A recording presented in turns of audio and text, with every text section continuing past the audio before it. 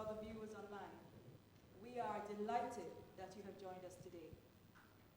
I am Cleo Bell Lewis, Head of Corporate Communications, and with us are two key speakers, Dr. Warren Smith, President, and Dr. Justin Ram, Director of Economics. In the audience are senior staff members of the bank and members of the advisory management team, which includes Nigel Romano, who is our Vice President of Operations, acting. Nigel? And Mrs. Yvette Lemonia Seal, who is our Vice President, Corporate Services and Bank Secretary. Since joining the bank in March 2014, I have spoken with many journalists to gauge their understanding of the CDB and of our work. I have had mixed responses. Today is another opportunity for you to gain deeper insight into the work of this important regional development institution and to help inform the region's citizens who, through their governments, are owners of the CDB. The bank straddles the dual role of financial institution and development agency, and both are important. CDB is often either at the forefront of or the catalyst for significant social and economic shifts in the 19 borrowing member countries which we serve. Many bridges and roads used daily across the Caribbean were funded by the CDB. Children have been educated in schools built with loan and grant resources provided by the CDB. Rural communities have received running water, electricity, and better access to markets as a result of the interventions of the CDB. We have provided training and fora for public sector officials to gain exposure to best practices or to agree on common approaches to critical areas of development. Our research and publications provide insight and new information that help build the body of knowledge on our countries.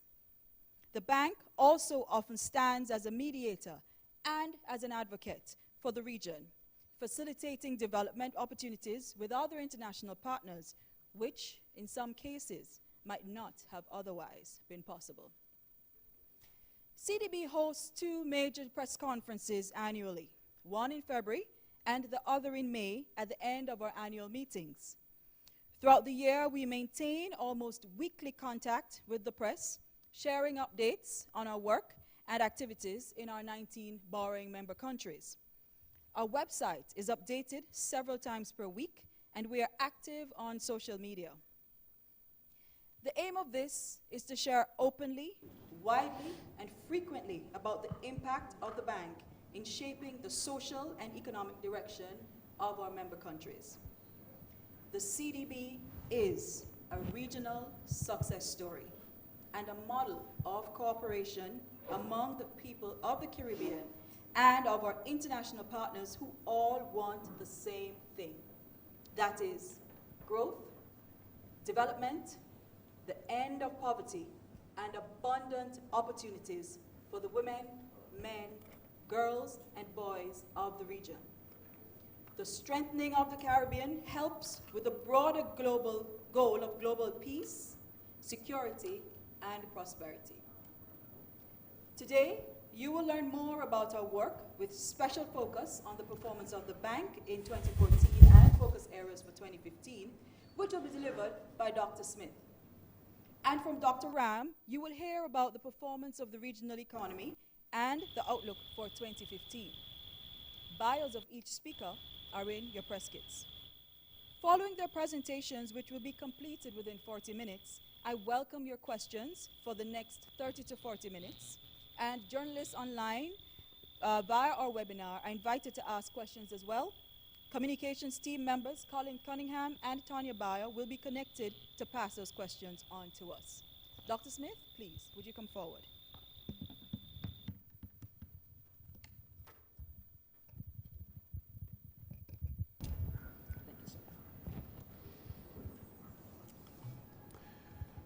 Thank you very much, Cleo.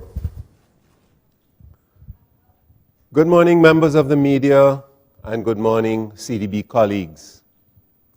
Thank you for joining us today, and a special welcome to our journalists and viewers who are online. We appreciate your continued interest in the work of the Caribbean Development Bank. Through the commitment of 27 countries, we are able to serve 19 borrowing members, including Haiti and Suriname. Our non-borrowing partners are Canada, China, Colombia, Germany, Italy, Mexico, the United Kingdom, and Venezuela. We respect the work of the press and an important partner and anchor of development. We support steps to strengthen and facilitate the growth of traditional and new media across our region. And we encourage journalists to continue being that important voice for development. I also, ladies and gentlemen, appreciate the opportunity to share some thoughts on key developments at CDB during the past year. My colleague, Dr. Ram, will provide more details on the performance of the regional economies. This morning, I will review our performance, that is CDB's performance, particularly in the areas of project financing and technical assistance, and I will discuss our outlook for the region for 2015. In 2014, we at the CDB continued our efforts to help borrowing member countries keep growing their economies. Sustained economic growth is important because it has the potential to improve the lives of the more than 16 men, women, and children living in our region. Economic recovery, although still at a modest pace, continued in 2014 for the fourth consecutive year in our Caribbean. Policymakers sought to overcome the legacy effects of the Great Recession and the setbacks associated with weak commodity prices. Issues of adjustment, competitiveness, resilience, and access to finance for investment dominated policy discussions throughout 2014. Meanwhile, at the CDB, internal reforms continued apace. 2 years of focused policy changes, capacity building, and intensified policy discussions with borrowing member countries began to yield the desired results. Ladies and gentlemen, Standard & Poor's, the rating agency, revised its rating for CDB from negative to stable and affirmed its AA status on CDB's foreign currency ratings. S&P, in their report, linked the improvements in our rating to a number of factors. First, the abatement of external liquidity pressures among some of our largest borrowers. It also made reference to CDB's high capital adequacy. In other words, we have good capital backing the risks in our portfolio. They also spoke about our members' strong commitment to CDB. That's what is referred to as preferred creditor status.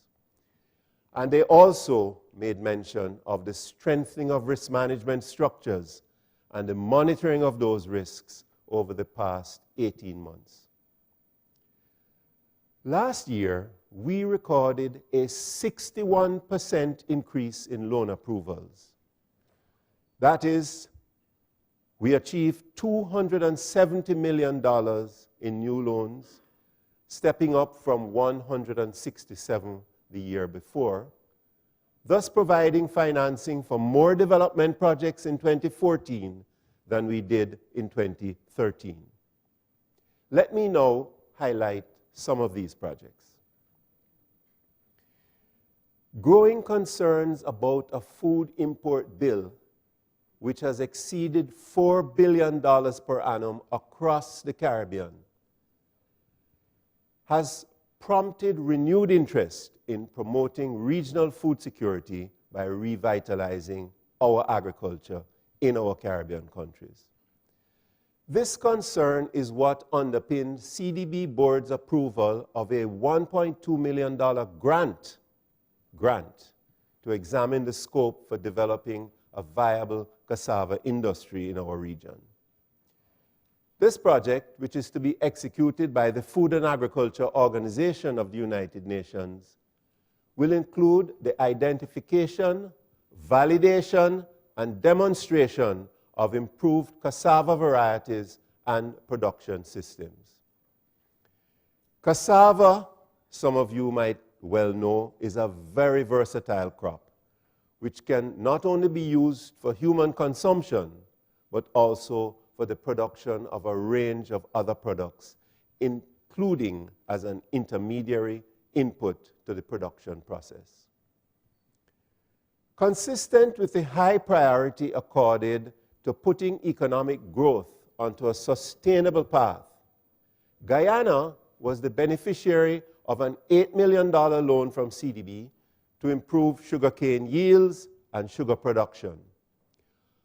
Although this crop is not as dominant as it was in the past, the sugar industry in that country still contributes around 5% of GDP.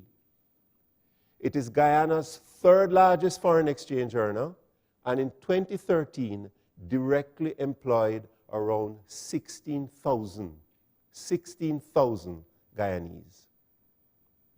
Infrastructure development also featured prominently in the bank's 2014 portfolio, with the approval of 18 new interventions in the area of economic infrastructure.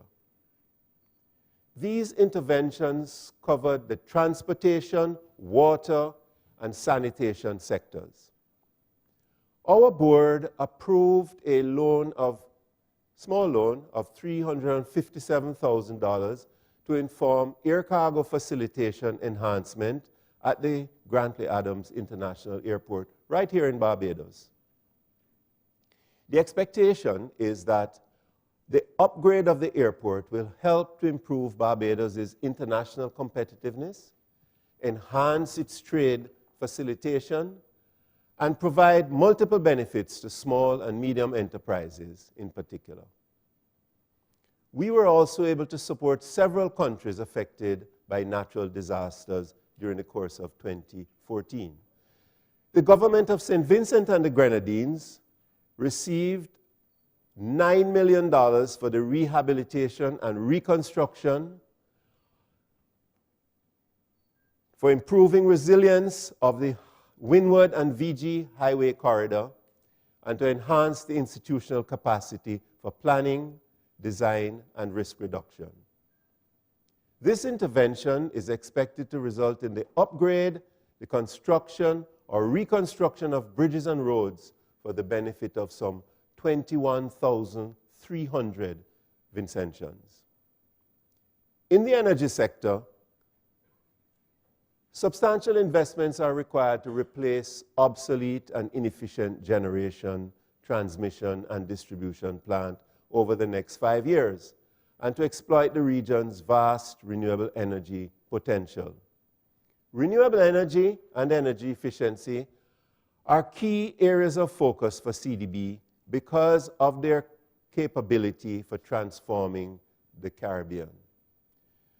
The Renewable Energy and Energy Efficiency Unit, established in 2014, has been working to build and strengthen new partnerships and to mainstream renewable energy and energy efficiency across the bank's operations. Last year, our board also approved a new energy sector policy and strategy with 3 objectives. 1, to assist BMCs with the timely provision of adequate, affordable, reliable, and clean energy services to all segments of the society. 2, to establish the energy sector as a dynamic subsector focused on a green energy industry. And 3, to confirm CDB as a key financier for the energy sector, acting as a catalyst for attracting concessional resources to our region. Ladies and gentlemen, during the year, we emphasized the adoption of renewable energy and energy efficiency solutions in small and medium-sized enterprises. These were financed by lines of credit intermediated through the development finance institutions in Dominica, in Belize, and in Jamaica. CDB approved a $22 million loan to Suriname for technical and vocational education, and a $16 million loan for the transformation of the College of the Bahamas. It is noteworthy that both projects, that is, the one in Suriname and the one in the Bahamas, both included funding for renewable energy and energy efficiency enhancements. This is what we mean by mainstreaming renewable energy and energy efficiency in all of the bank's work. Another theme running through last year's infrastructure projects was the building of resilience to natural hazards. This emphasis recognizes the region's extreme vulnerability not only to economic but also to weather-related shocks.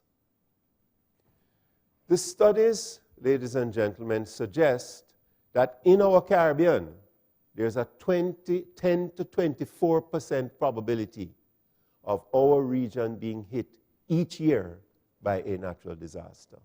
A 10 to 24% probability each year. The estimated economic damage of that type of event is somewhere around 1% of GDP.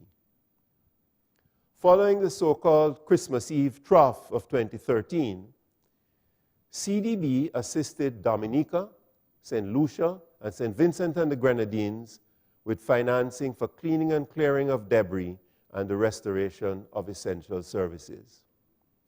The themes of disaster risk reduction and road safety were also evident in a $47 million West Coast Demerara Road improvement project, which was launched in Guyana in 2014. Students in over 30 schools in the project area and thousands of residents and road users are to benefit from the creation of a safer road network. The government of Belize also launched its youth and road safety capacity building project with the commencement of an intensive 2-week training course for youths in the 18 to 25 age group. Over the 2-year life cycle of this project, some 2,000 young people, ages 16 to 29, if you call 29 young people, will benefit from the project, which forms part of a wider road safety initiative being funded with a CDB loan of $8.8 million. Recently, I was able to view this project in operation. And ladies and gentlemen, I must tell you, I was very impressed with its progress. The young people have embraced the concept, and they spoke with enthusiasm and passion about its impact on the beneficiary communities. In Grenada, we supported a sustainable integrated solid waste management project with a loan of $11 million. This project includes equipment supply and a program to build awareness of appropriate waste management practices. Adequate waste management is very crucial for Grenada and other Caribbean economies which are heavily dependent on natural resource bases to support major export activities. Ladies and gentlemen, CDB in 2014 made its first loan to its newest member, Suriname. The $22 million loan will finance a new school building, improved access to technical and vocational education for girls, and higher quality service delivery. The first of 2 loans to the Bahamas in 2014 was to support TVET development. With the proceeds of a $4.7 million loan from CDB, the Bahamas Technical and Vocational Institute is to get a state-of-the-art upgrade that will allow it to serve a larger number of students, deliver higher quality programs, and enhance its outreach in the Family Islands. The second education sector loan for $16.2 million was to enable an institutional and physical makeover of the 40-year-old College of the Bahamas. The planned transformation of the college to university status is part of a national strategic goal to enhance Bahamas' human resource capacity in order to meet the country's existing and emerging socioeconomic development needs. The project will also support the expansion of distance education for learners, again in the Family Islands of the Bahamas. We made 3 policy-based loans in 2014. This is a relatively new instrument in CDB's arsenal, but very effective and very useful. A $10 million PBL, as we call it, was made as part of a multi-donor effort to support the government of Grenada's comprehensive homegrown reform program that aims to restore fiscal and debt sustainability and to promote strong, sustainable, and inclusive growth. The government of Jamaica was the beneficiary of a $35 million policy-based loan. This loan supports reforms targeting the achievement of fiscal and debt sustainability also. It will finance reforms of the business environment and support social safety nets for the most vulnerable groups in the society.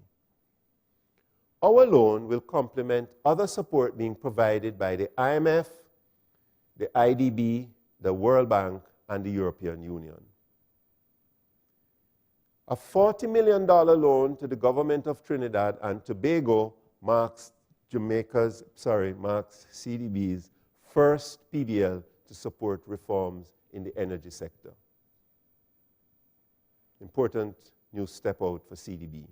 By promoting the increased use of cleaner and less costly energy fuels under the government's revised compressed natural gas program, this loan is expected to improve system efficiency and enhance access to end users in the transportation sector.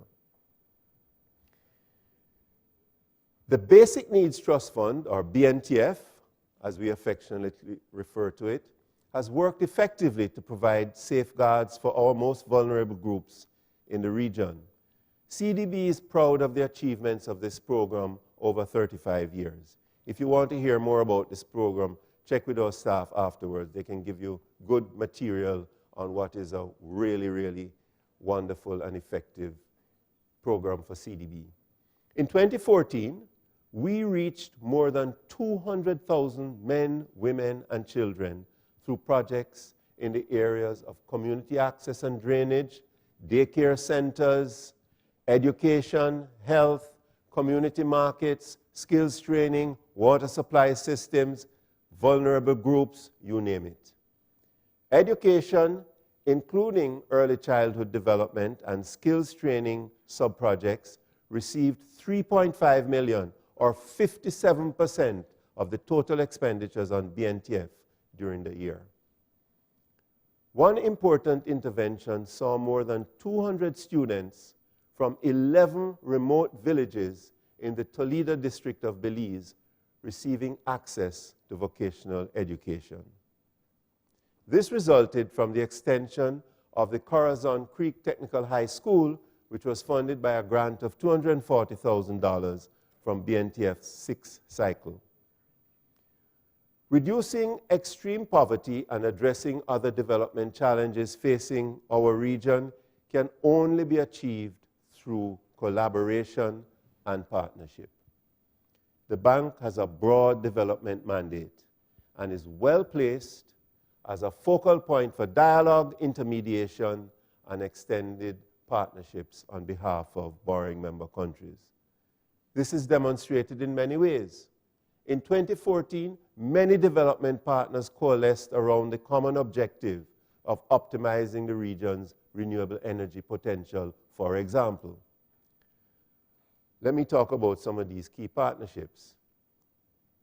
The Republic of Germany, through its development arm, GIZ, supporting the establishment of the new Renewable Energy and Energy Efficiency Unit and its continuing technical assistance to build that unit's capacity. That's one.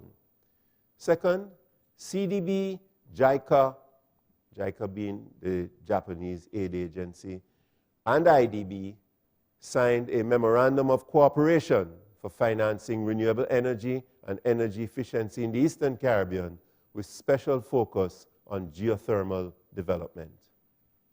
In addition, a new Sustainable Energy for the Eastern Caribbean program called SEEK, CDB loves acronyms, is being designed as a multi-donor trust fund to benefit member countries of the Organization of Eastern Caribbean States.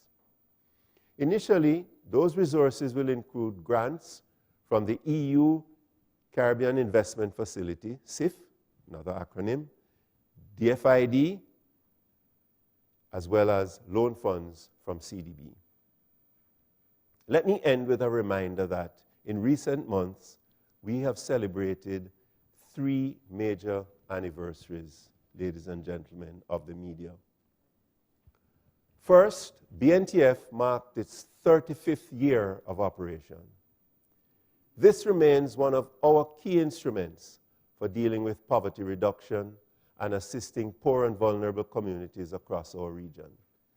To date, we have spent over $300 million on projects which have benefited 2.6 million people living in the poorest communities in our borrowing membership. The Board of Directors recently approved a further $10 million from the Special Development Fund for the 8th cycle of Basic Needs Trust Fund. Key emphases of BNTF 8 will be greater access to quality education, human resource development, water and sanitation, basic community access, and drainage enhancement in low-income, vulnerable communities. The second anniversary that I need to mention is in January 2015, the bank celebrated the 100th birthday of Sir Arthur Lewis, the founding president of the Caribbean Development Bank, who also holds the distinction of being the first West Indian to be appointed principal of the University College of the West Indies at the Mona campus, the first vice-chancellor of the University of the West Indies, and the Caribbean's first Nobel laureate. CDB's ongoing efforts to mainstream gender, to build institutional and human resource capacity, to improve macroeconomic management, and more recent, to help our BMCs establish energy independence by exploiting their abundant renewable energy resources, are all built on the same poverty reduction platform that inspired Sir Arthur's development work. This year, CDB also celebrated its 45th birthday. 45 years of serving our region. As we look to the future, I am mindful, ladies and gentlemen, that our goal is still to reduce poverty in this part of our world. We have made progress. However, as long as poverty exists, ours remains unfinished business. Therefore, in 2015 and beyond, the region's policy agenda must provide for a redoubling of our efforts to grow our economies and create jobs.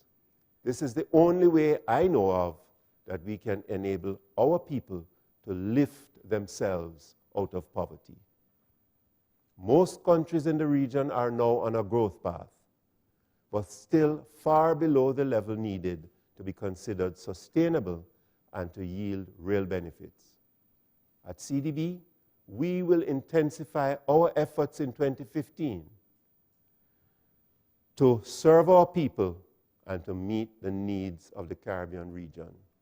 We will draw inspiration from the enthusiasm and energy of the 40+ new members of the CDB family, and we will achieve the results to which we have committed in our 2015 work program.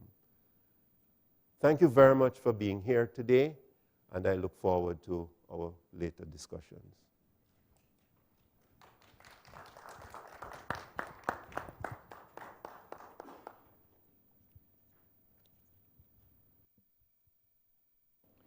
Good morning, ladies and gentlemen, and to those of you present here this morning and those joining us online.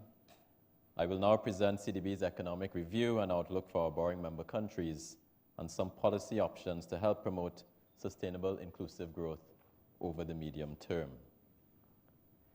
The outline of this presentation is as follows. First, I will provide some brief remarks on the global economic review, as well as some brief remarks on the outlook for the global economy. Then, I will examine the regional economic performance and the predictions for the coming year. Then, towards the end of this presentation, I will provide you with some policies prescriptions for sustainable, inclusive growth. Global economic output expanded by 3.3% in 2014, the same pace as in 2013. Growth was largely driven by emerging and developing economies, especially in China and India, which expanded by 7.4% and 5.8% respectively. However, there were improvements in advanced economies as well. Growth in the US increased to 2.4% in 2014, up from 2.2% in 2013. With unemployment falling and inflation remaining low, in 2014, the euro area also returned to growth, albeit only at 0.8%. There was, however, mixed performance in the euro area, with Germany expanding by 1.5% during the course of the year, while Italy contracted by 0.4%. The future of the single currency and the fear of deflation still hang over the euro area, where unemployment is still sluggishly high. Inflationary pressures were eased by the more than 40% drop in the price of oil. Thus, monetary policy remained loose, particularly in the US, where interest rates remain low, although their quantitative easing program was halted in October 2014. With respect to the global economic outlook in 2015, in 2015, we expect global growth to expand by 3.5%. This is slightly better than the estimate of the 3.3% in 2014. However, there are a number of risks for this forecast. First of these is geopolitical. In the Middle East, as Western allies tried to combat the Islamic State of Iraq and Syria, ISIS as is commonly known, we expect there to be some turmoil, and that could be some implications there for the global economy. The tensions between Russia and the West with respect to Ukraine and the consequential squeeze on the Russian economy, that could also likely have an impact on global economic output. There's also the continuing standoff with North Korea and the risk to global growth associated with Ebola. Oil price uncertainty. There is some volatility in the market, and we are yet unclear what this lower oil price could mean for global production, particularly in high-cost areas. On a good note, the US economy is performing well, with unemployment falling, but the threat of higher interest rates as that economy nears its capacity looms over the global economic outlook. In the UK, a major trading partner for many of our borrowing member countries here in the Caribbean, there is an election, and it's due in May of this year. The level of austerity there will depend on which party has control of the parliament after the election.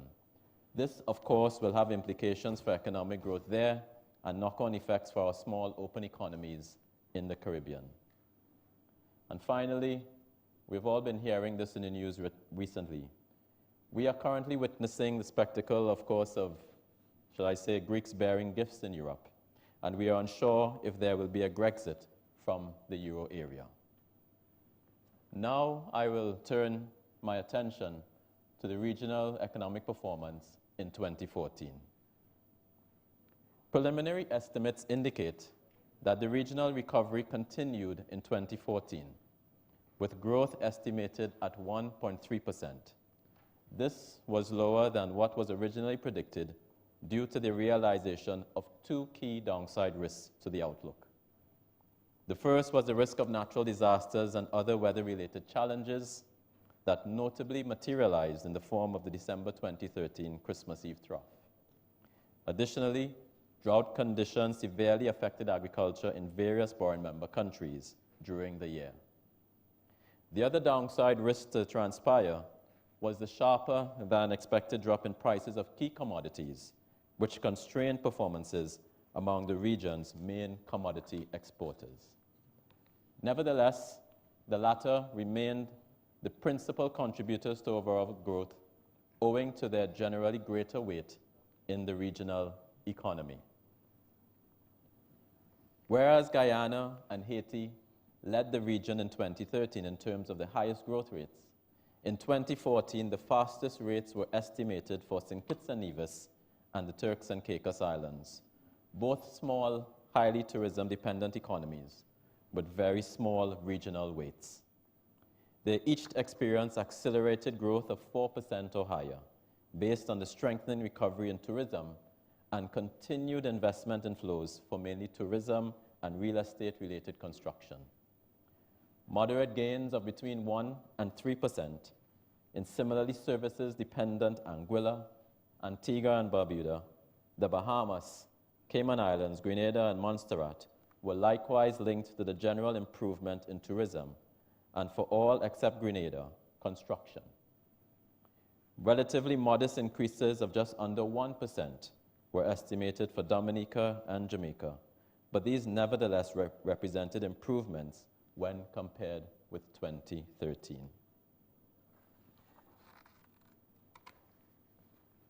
Now, although the regional economies grew in 2014, a comparison of the Caribbean Development Bank's borrowing member countries to other country groupings suggests that structural problems persist. BMCs performed less well than other small island developing states. The high elasticity of demand for leisure travel impacted tourism significantly in the downturn, and this revealed structural weaknesses in our economies that are dependent on tourism. This has also meant that the effects have been transmitted to the fiscal accounts. When we compare ourselves to other small island developing states, growth rates have lagged, and this suggests that size might not be the major explanatory factor. All in all, structural deficiencies in Caribbean economies, such as the cost of doing business, the cost of energy, and regulatory reform, need to be addressed if meaningful and sustainable growth is to be attained. Next, I'd like to turn my attention to the sectoral performance of our economies, with an emphasis here on tourism. In 2014, almost all regional destinations recorded increased visitor arrivals. Both regional and extra-regional source markets continued to recover due to improved airlift capacity and intensified marketing. Stayover arrivals increased across most of the destinations for which data was available. The high cost of regional travel remains a concern, though, and ongoing challenges in regional air carrier operations continue to weigh on outturn in destinations like Barbados and St. Vincent and the Grenadines that depend heavily on the regional market for their tourists. St. Vincent and the Grenadines was the only borrowing member countries reporting a decline, while most other destinations reported higher growth in arrivals than in 2013. Let me just say something briefly about cruise ship passenger arrivals. Data on cruise passenger arrivals also provided supporting evidence of a strengthened recovery in tourism activity in the region, with most destinations reporting significant improvements in 2014, with the noteworthy exceptions being Antigua and Barbuda, Barbados, and St. Vincent and the Grenadines. Now, not all of our economies are tourism-based, and some are actually heavily dependent on commodities. Let me just say something about commodity prices and what this has meant for some of our commodity-based economies. Declines in international commodity prices in 2014 led to lower mining and quarrying output among the main producers. Continued declines in petroleum extraction were estimated for Belize, Suriname, and Trinidad and Tobago, reflecting ongoing reserve depletion in the first two and continued maintenance in the latter, in addition to the general impact of the sharp drop in oil prices. Bauxite production continued to decline in both Guyana and Suriname, while growth in alumina output in Jamaica slowed, as lower prices signaled reduced global demand.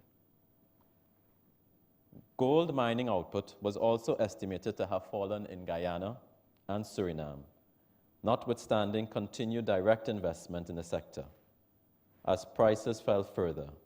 However, the general uptrend in construction boosted demand for quarrying outputs such as sand, stone, and aggregate, resulting in growth in mining and quarrying in several smaller Borean member countries, including Anguilla, Dominica, Montserrat, and St. Kitts and Nevis. I would now like to turn my attention to the fiscal performance of our Borean member countries. Structural problems and the effects of the Great Recession have led to deteriorating fiscal accounts, with deterioration in many of the 9 most heavily indebted Borean member countries, whereas 3 saw marked improvements. Homegrown adjustment programs supported by development partners, including the CDB, have led to improvements in Jamaica, Grenada, and St. Kitts and Nevis. We want to encourage these countries to continue along the path of fiscal consolidation and growth-enhancing reforms. It's particularly important that countries bring their level of indebtedness within sustainable levels, since if this is not achieved, debt will be a drag on growth in the future and will have a negative impact on the daily lives and well-being of the ordinary citizens. Therefore, the level of indebtedness and the level of the fiscal deficits in Barbados, St. Vincent and the Grenadines, and St. Lucia are a concern. Of the lower indebted countries, the trends in Bahamas and Guyana need to be reversed. Let me say something about the levels of unemployment in many of our Borean member countries. Over the course of the year, although there was an improvement in unemployment in some BMCs where data is available, unemployment remains stubbornly high within the region. The overall trend in Barbados and St. Lucia is a concern, and effort is required to reverse this trend. With over 1/4 of the labor force unemployed in St. Lucia, this poses a threat to future prosperity in that island. It's not all bad news, however, and the data suggests that the solution could be a regional one where we need to allow the movement of labor across borders. Some recent and anecdotal evidence suggests that the problem of youth unemployment is extremely significant. To this effect, the Caribbean Development Bank will publish a major study on youth unemployment in May of this year. In that study, we hope to provide policy prescriptions as to how we should tackle this problem that is lingering within the Caribbean. Next, I would like to say something about the ease of doing business within the Caribbean. At the Caribbean Development Bank, we realize that structural problems persist within many of our economies. And so there needs to be a structural change if we are to have increased levels of sustainable growth led by the private sector and to return the fiscal accounts to manageable levels. A sample of the latest Doing Business indicators taken from the World Bank's Doing Business report suggests that the region is lagging behind. When compared to the top-ranked economy, Singapore, the cost of starting a business is on average 37 times that of what it is in Singapore here in our region. Our taxes on profits are 38% on average, while in Singapore, it is only 18%. And the cost to export a container is $460 in Singapore, and in the region, it is in excess of $1,000 on average. I should say that Jamaica has made real progress over the last year in improving its doing business environment. And we at the Caribbean Development Bank would encourage other countries to implement similar reforms. We need to make it less costly and more attractive to invest if we are to see a turnaround in economic fortunes. So let me now say something about the regional economic outlook and our forecast for 2015. In 2015, the Caribbean Development Bank is predicting regional growth of 2%. This is not stellar and will be led by growth in Guyana, Haiti, Suriname, and St. Kitts and Nevis. We expect modest growth in the remaining economies. The overall premise of these forecasts are improved economic performance of our major trading partners, as we expect more tourists to arrive, improved mining activity in the commodity producers, and increased construction activity, particularly led by the private sector, and investments in tourism-related activities. Finally, let me just provide you with some policies prescriptions which we at the Caribbean Development Bank think would be very useful for our policy makers to adhere to in order to promote sustainable, inclusive growth over the medium term.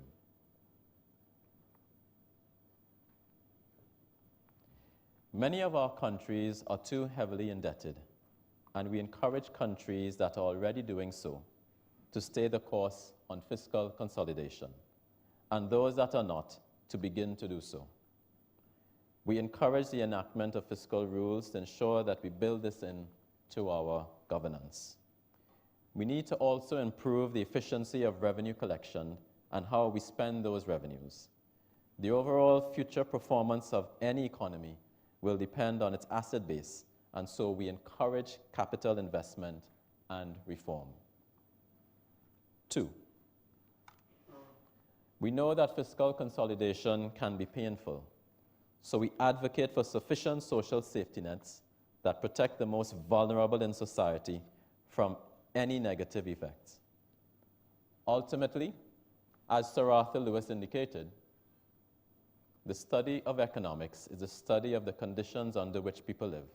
And so for the Caribbean policymakers, this must be our primary focus. 3, energy security and the move towards sustainable and lower cost energy is important. We must ensure that we have the correct regulatory environment to foster the uptake of renewables and encourage greater energy efficiency. 4, no economy can prosper without the right skills, and so investment in quality education is critical. Here, we would like to emphasize the so-called STEM subjects, science, technology, engineering, and mathematics, which will allow us to make greater use of technology in our production processes. 5, we think it's very important that we build in resilience into our economies. Therefore, it is critical that savings be increased within our region. Savings are critical to help foster investment. At the moment, with the exception of Trinidad and Tobago, regional rates of savings are too low. We would like to encourage governments to begin saving for the rainy day, to help weather economic challenges and save for posterity, and to also provide the climate for investment. We would suggest that any windfall revenues associated with economic programs, such as the exploitation of natural resources, we would encourage our governments to put aside these funds for posterity, or certainly for a rainy day. Now, 6. Now, with lower saving rates, it means that currently in the Caribbean, we need to attract investment from abroad and to encourage local entrepreneurs to invest. We need to improve the enabling environment for the private sector if this sector is to become the engine of growth. This is critical for structural transformation. With high public debt levels, the private sector will be relied on more and more to provide some of the public goods and services. And so we are seeing certainly a route map for public-private partnership arrangements, as those partnerships can become vehicles for transformation. 7. We saw previously that the levels of unemployment are still too high in many of our territories.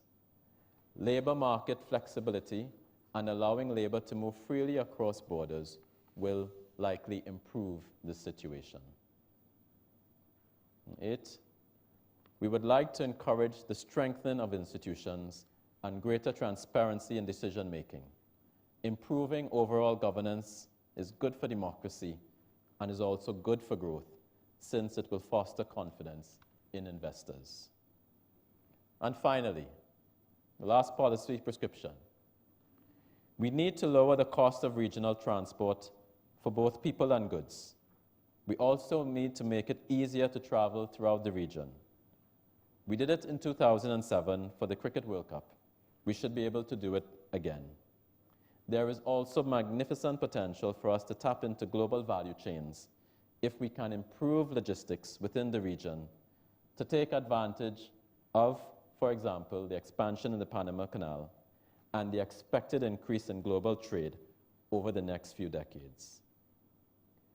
Ladies and gentlemen, thank you for your attention. I look forward to the discussion. Thank you.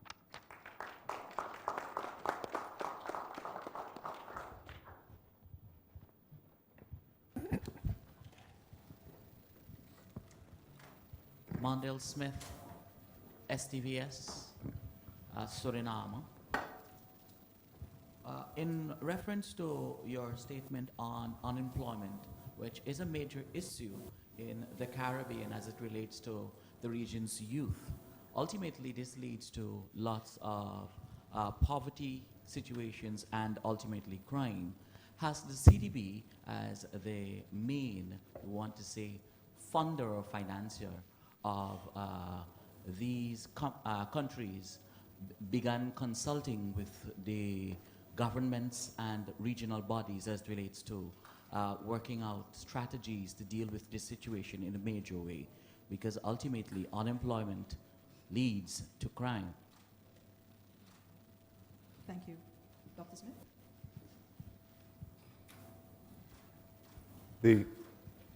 Thank you very much for your question.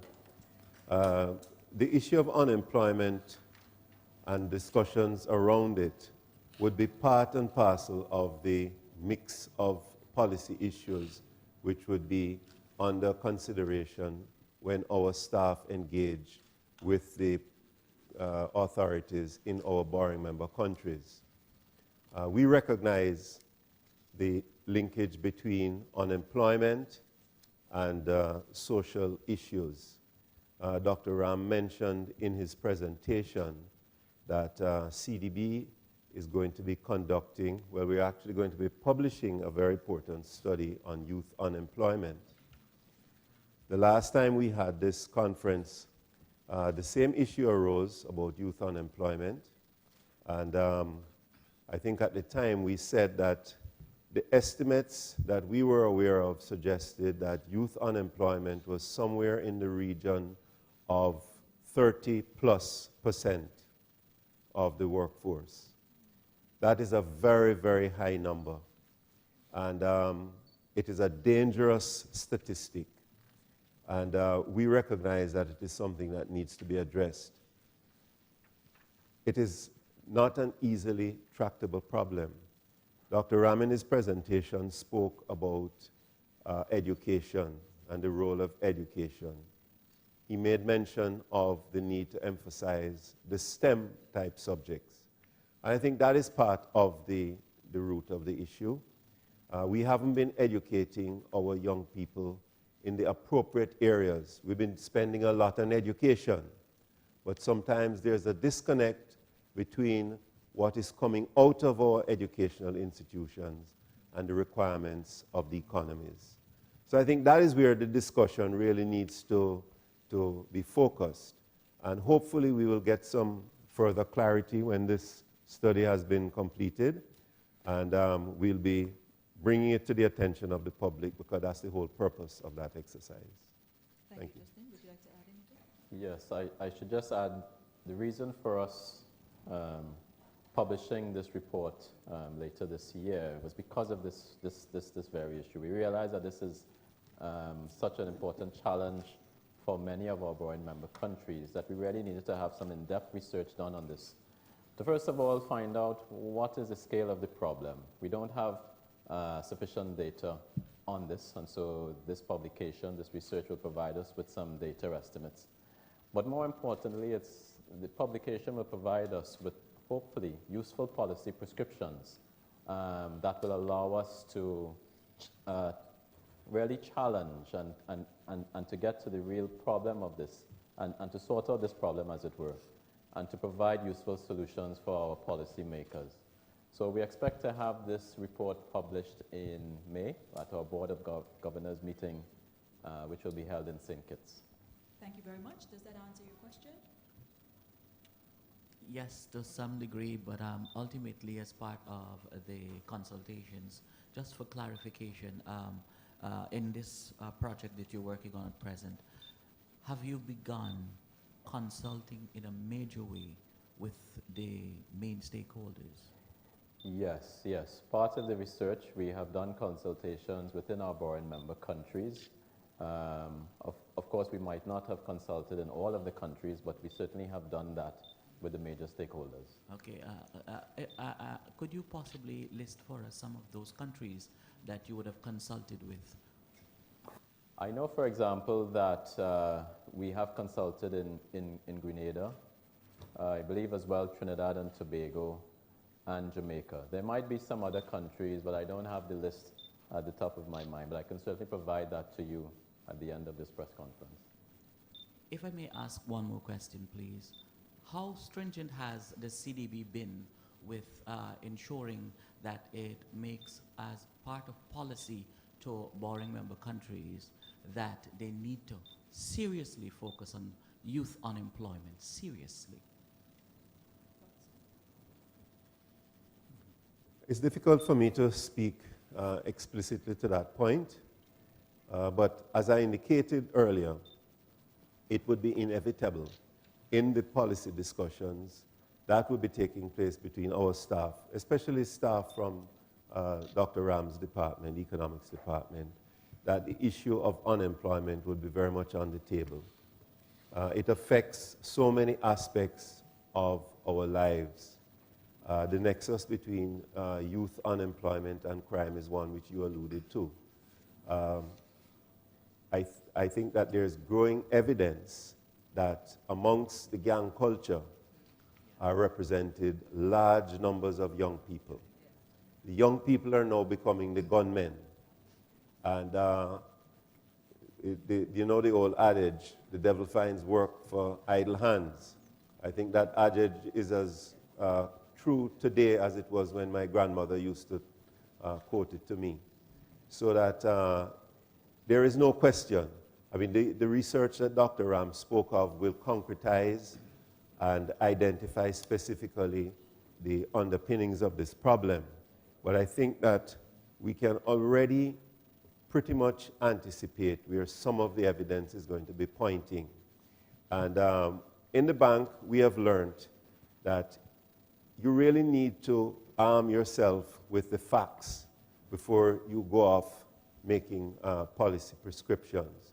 So that what he spoke about in his presentation, which he has elaborated on, is really an effort on the part of the bank to be a little bit more evidence-based in our approach to discussions of policy matters with our countries.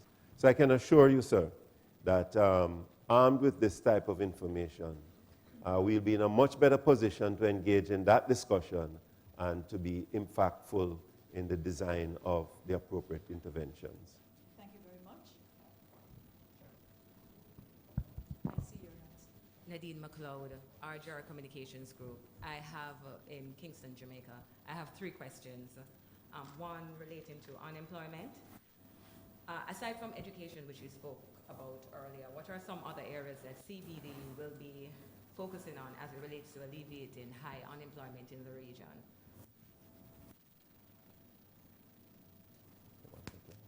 Okay. Well, besides focusing on education, we also realize that it's important for our board member countries to have the right business environment to encourage the private sector to thrive, as it were. Why is this so important? We realize that currently there needs to be a shift and certainly a transformation in our economies. We are seeing the spectacle of high debt levels in terms of public finances and the inability of our governments to invest sufficiently for the future. We definitely see a role for the private sector to now be the engine of growth. So we are certainly promoting this as one way to get greater economic growth. And with economic growth, we expect there to be more jobs. So once the private sector has the right climate to invest, and as their output increases, we expect jobs to be created, and this should certainly alleviate the unemployment problem. We are also, of course, still focused primarily on getting our governments, their public finances in order. This is also related to that point about improving the overall business environment. If investors can see and they have a predictable policy and they know where governments are likely to lead, they know what the tax rates are going to be over the next 5 or even 10 years, that provides them with the confidence to invest. And with that investment, we expect there to be, again, more jobs. Okay. Thank you. My next question has to do with the talks about normalizing relations with the U.S. and Cuba. What impact do you believe this will have on economies in the region, especially those which rely heavily on tourism? If I could perhaps weigh in on that one initially. There are several views of the possible impacts of that normalization process. There are those who believe that it's going to represent the death knell of tourism as we know it in the region. There are others who see it somewhat differently. They see opportunity where others see threat. They feel that what it's going to do is to stimulate the Caribbean tourism market generally. It's going to widen that Caribbean tourism market. It's going to give more exposure to the products that we have in this region. Those who are inclined to that second view, and I must confess that I'm sympathetic to that position, feel that it creates the opportunity for multi-island, multi-country tourism. If you contemplate, for example, what could obtain between 2 neighboring countries such as Cuba and Jamaica. Cuba has a very strong, what is called Afro-Latin culture. Jamaica has a very strong, what one might call Afro-Saxon culture. Could you imagine a tourist flying all the way from Europe, arriving in Cuba, starting out his vacation in that environment, and enjoying all the wonderful cultural offerings of the Cuban people, and then coming across to Jamaica and enjoying what that country has to offer and which is well known and well branded internationally. I think it makes for a tremendous opportunity. And I think that's where we should be focusing. But aside from the tourist industry, one of the things that Cuba brings to our region is the fact of its 12 million plus population. They have what the rest of us don't have. They have critical mass. That country has, whilst they've been isolated, they've been working. They've been skilling their population. They've been developing industries which we don't have in the English-speaking Caribbean. And there's an excellent opportunity for trade and commerce between the countries of the English-speaking Caribbean, those who are members of our institution, and that country.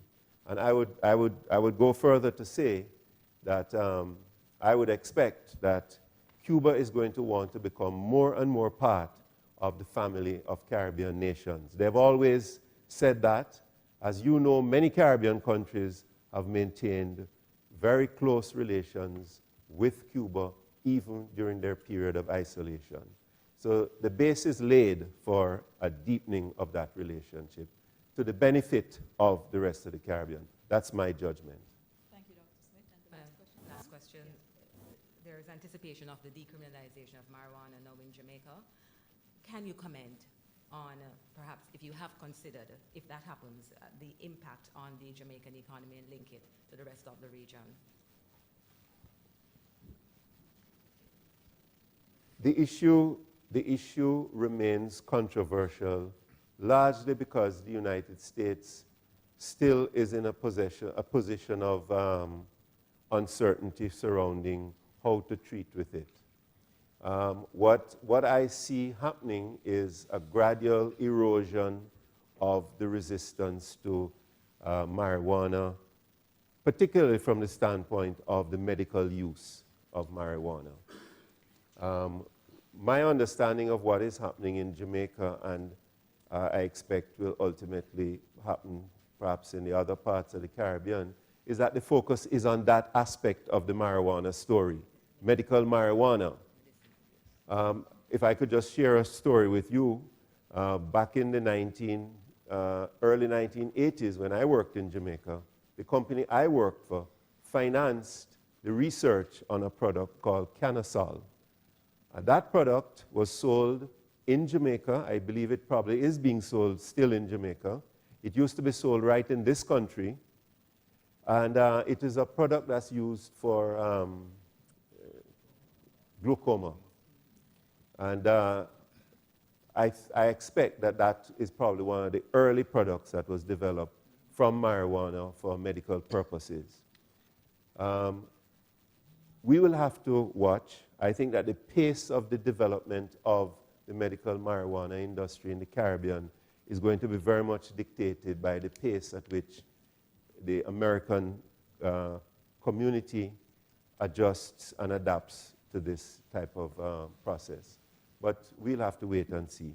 I don't think there's any question that the Caribbean needs to be cautious and careful in how they pursue this matter. We can't be capricious about it because there could be very negative fallout for us. Thank you. Good morning. My name is Felicia Hennis, Radio Anguilla. Dr. Ram mentioned about building resilience, and he talked about the savings of critically low in the member countries. Do you find that with the economic recession, the member countries are more dependent on CDB in terms of funding? Dr. Ram? Well, the whole idea about building resilience in our economies, and so therefore we're advocating for countries to increase their levels of savings. This is a policy prescription which we believe that our countries should adhere to over the medium term. What has happened recently is that many of our countries have fallen to become heavily indebted, and so they do not have the resources to invest in critical capital, for example, which will actually be the asset base for future economic growth. So therefore, we're saying to countries, first of all, if you are finding yourselves in severe hardship in terms of your public finances, get into a program of fiscal consolidation, get the public finances in order, bring the deficits and the debt levels into sustainable, manageable levels.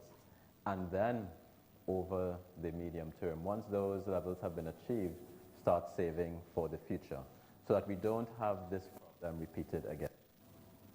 Now, with respect to if countries are coming more to the Caribbean Development Bank for financing, the answer to that is yes, and to some extent also no.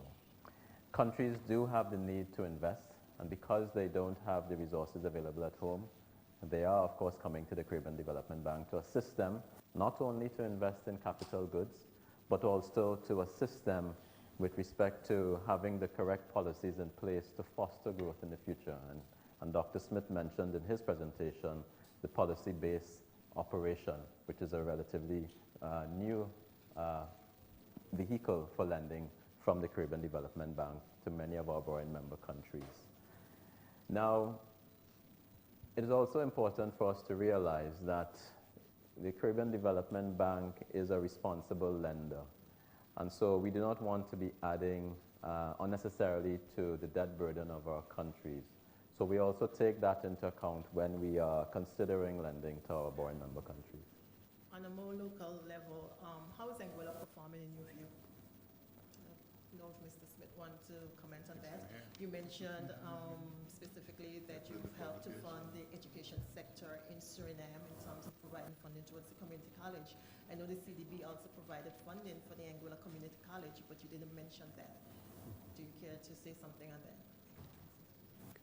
Briefly on Anguilla, as you know, Anguilla was one of the Caribbean countries which was most adversely impacted by the Great Recession. Right. Anguilla had been achieving growth rates that were almost stratospheric at some points in time, and it was reflected in the quality of life of the people of Anguilla. Following the Great Recession, the fortunes changed quite substantially, and CDB stepped up to the plate and helped the government of Anguilla to start to address its fiscal issues. My view, I think the numbers indicate that Anguilla grew by about 2% last year in 2014, which by other Caribbean standards is not such a bad performance. But I think that given some of the challenges you have in that country, that type of growth rate is not going to be sufficient. We are going to be deepening our dialogue with the government of Anguilla to help them to come up with a program that is focused on improving growth prospects. That is where we want to be able to assist them most. There are other aspects of their fiscal consolidation which we'll be discussing with them, but for the time being, that is where I think that our primary focus will be. Thank you. I know we are highly dependent on tourism.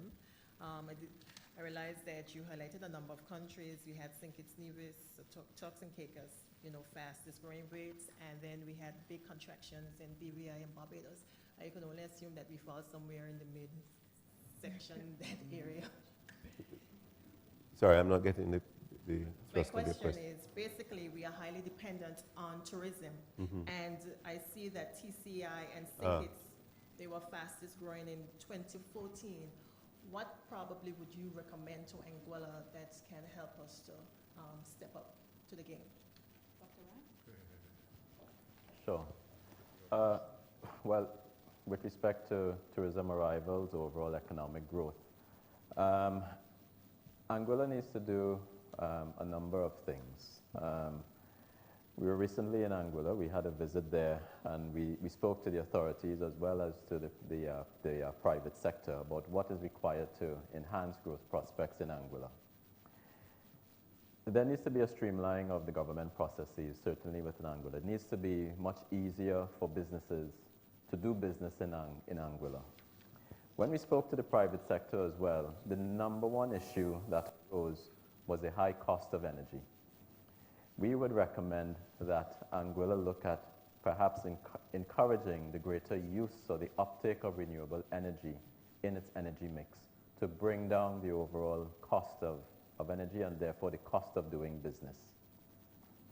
Now, in Anguilla, many tourists arrive via the Blowing Point ferry port. I think it would be desirable if that terminal was improved so that you can actually have more tourists coming in there, improve the efficiency of tourist arrivals.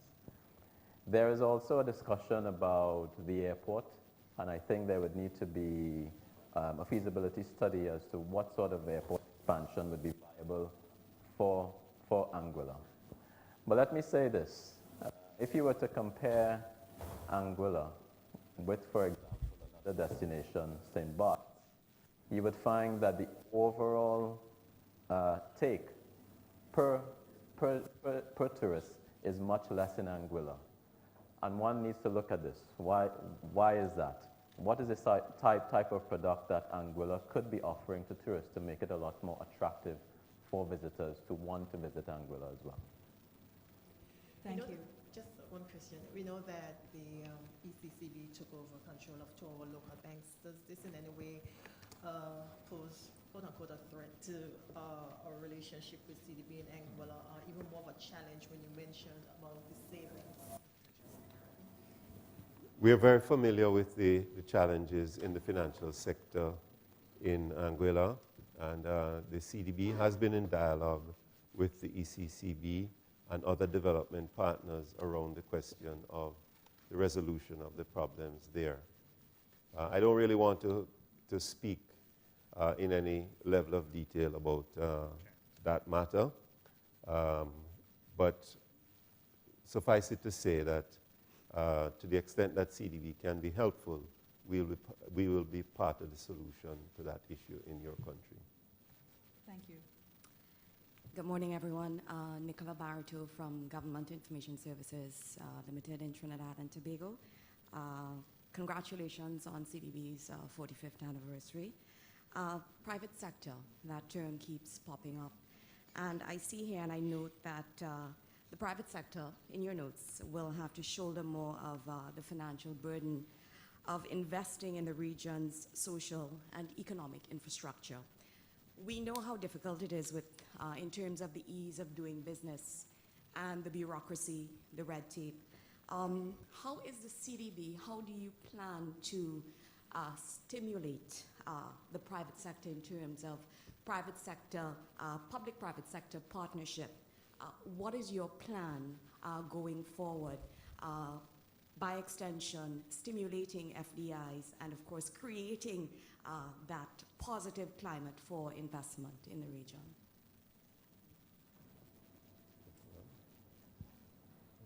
Okay. Well, let me answer the first question on public-private partnerships. In 2013, the CDB undertook a study which looked at debt and why was this a problem in the Caribbean. What were the causes around this? Coming out of that study, we realized that there will still be a need for huge investment in social and economic infrastructure in the Caribbean. And if our governments are constrained with respect to their own finances, it meant that if we are to have economic growth in the future, we still need to have this investment, but that investment now needs to come from a different source, and that is the private sector. And so last year, we also produced a report on public-private partnerships. From that report, we realized that there needs to be the right regulatory environment in our borrowing member countries to encourage that type of partnership to work and to be successful. We have seen a number of good examples of this, for example, in Jamaica, but we have also seen where there have been challenges and they have not worked as we would have liked them to.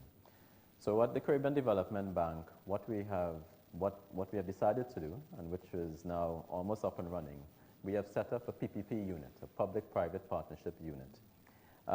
This will be headed by a coordinator, and this PPP unit is meant to help facilitate public-private partnerships in our borrowing member countries, to help countries assess possible projects where this type of partnership could work, and to also be the conduit, as it were, to get the financing into those projects.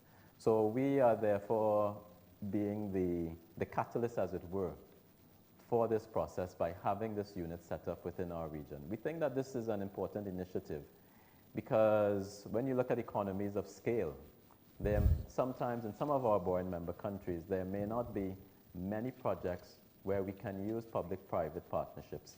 And so we think it's much better if these projects are channeled through the CDB so that we can get the economies of scale, we can learn from the lessons from other board member countries and feed those lessons into countries that might be considering doing PPPs. So that certainly is an area where we are working on, and therefore we'll be promoting PPPs in a very meaningful way over the next year to 2 years. So you will look out for that. With respect to having a greater role for the private sector, for having the investment climate that encourages the private sector to thrive, as it were. In my presentation, I mentioned the ease of doing business. When you look at some of the factors around this, and when you compare many of our board member countries, the top-ranked economy, which is Singapore, we realize that there are a number of things that we can do. And some of these things are very much low-hanging fruit. So how long does it take to start a business, for example? How can we get greater access to credit to our entrepreneurs and small and medium-sized enterprises? What about the environment to enforce contracts? We can have all of this legislation perhaps enacted across the region to allow and to make it easier for both local entrepreneurs and foreign investors to have the confidence to invest in our region. And we believe over time this will harness and have this structural transformation, which we think will be very important if we are to get to the levels of growth to bring sustainable prosperity to ultimately the people of our countries. Thank you. The publication is called Public-Private Partnerships in the Caribbean, Building on Early Lessons, and I can make it available afterwards. You have another question? Just one last question. Thanks for your patience. I'll come to you next. You mentioned in your presentation, of course, members of the region putting away for a rainy day.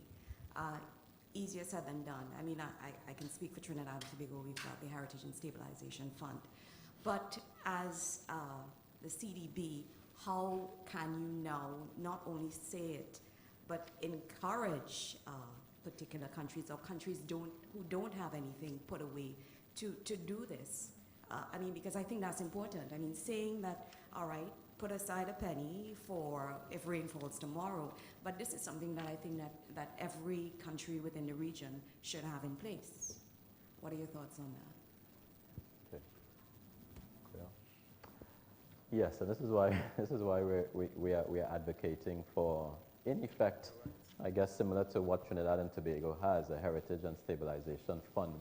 We want to encourage our countries to build in resilience into their economies.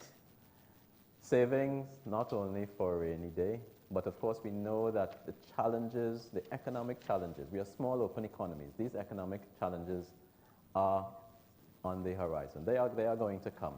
And we do not want our economies to become heavily indebted when the next challenge arises. Now, of course, we know that this is going to be a challenge to save now when many of our countries are heavily indebted. So what we are encouraging, we're encouraging countries that are heavily indebted and might also have high fiscal deficits to go down a path of fiscal consolidation. Let's get our debt to GDP levels to a sustainable threshold. And here we normally speak about the 60% of GDP when we speak about sustainable debt thresholds. Let's get to that sustainable debt threshold. And so we are now encouraging countries to engage in what's called counter-cyclical policies. In the good times, when revenues might exceed expenditure, when windfall revenues might come into the coffers, and here I might say certainly in the case of Trinidad and Tobago and the other commodity producers, when those revenues coming from the sales of all the exploitation of those commodities, you need to put aside some of those revenues into a savings fund.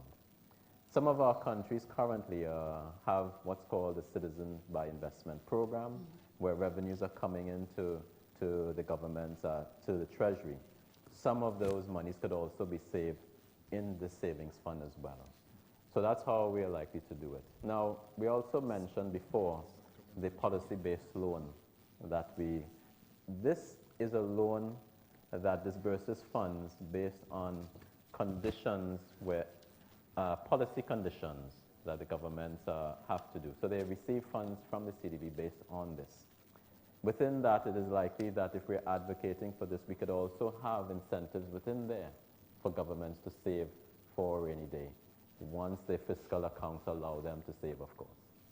Thank you. Thank you. Yes, please go ahead.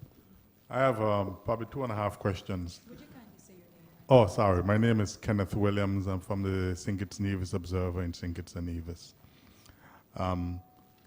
I noticed that in your portfolio of projects for 2014, I didn't see anything there for St. Kitts and Nevis. Is it that St. Kitts and Nevis graduated because of the high performance? If I may clarify, that was just a sampling of some of the projects. Some of the but not projects. The total list of all projects. Very good.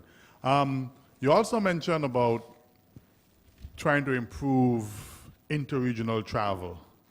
And this almost comes like a soundbite to nearly any of these regional meetings that we attend. CDB should be a sort of reservoir of expertise. I mean, has the bank ever considered, probably it might be doing it, I don't know, doing some kind of pilot project, so to speak, some kind of study as to how to implement a regional travel and shipping that could really work? I'll let you answer that one first, and I go to the next one.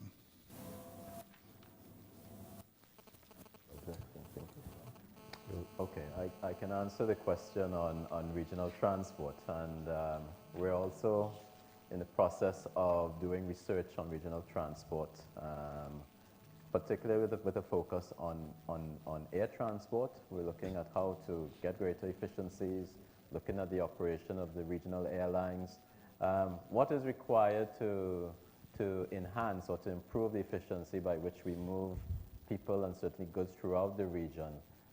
Looking at the ways of reducing costs, for example. What's the best approach? Can we have an amalgamation of regional airlines? I don't want to say what the conclusions of that study will be, and we will be publishing that report in May, again at our Board of Governors meeting. So these are the two thematic studies, youth unemployment and air transport. Later in the year, the plan is to then do another study on marine transport in the region. And I would expect at the end of the year, we would also have recommendations to policyholders, to policymakers, as well as to other stakeholders as to what will be required to improve marine transport, both of goods as well as people within the region. Lastly, Cuba came up in the discussion. The bank sees in the foreseeable future that Cuba might be asked to join the bank? I think that that's eminently possible. In fact, I would say that some years ago, Cuba had actually expressed an interest in joining the CDB. And we had discussions in the margins of one of our annual meetings with them about this prospect. I think you would appreciate, sir, that in the then context, it would not have been practical because of the relationship that existed between the United States and Cuba and the complications that would have portended for CDB as we operate in the American capital markets. But I think in a new dispensation, as we are seeing emerge, Cuba is part of the Caribbean.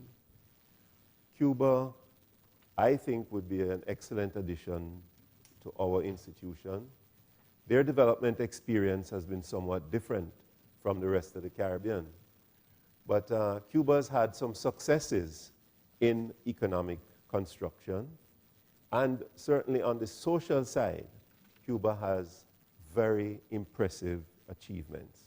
We in the Caribbean, the rest of the Caribbean, have a lot to learn from the Cubans in that regard. Don't forget and I medicine. think that, Don't forget medicine. yeah, absolutely.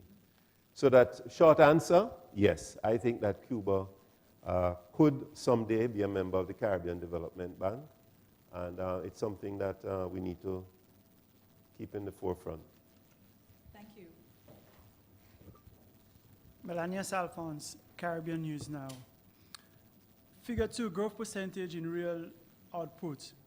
BVI registered 0.1 negative growth. St. Lucia 2.7 negative growth. St. Vincent 1.3% negative growth. Figure 8, regional growth percentage estimates for 2014 and projections for 2015.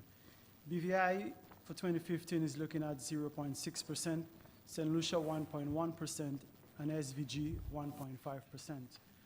The question to both of these diagrams, what are the chronic weaknesses in critical sectors that worry the CDB the most, and how will the CDB address these in order to get to these projections that we're looking at, given the historical factors that have existed before?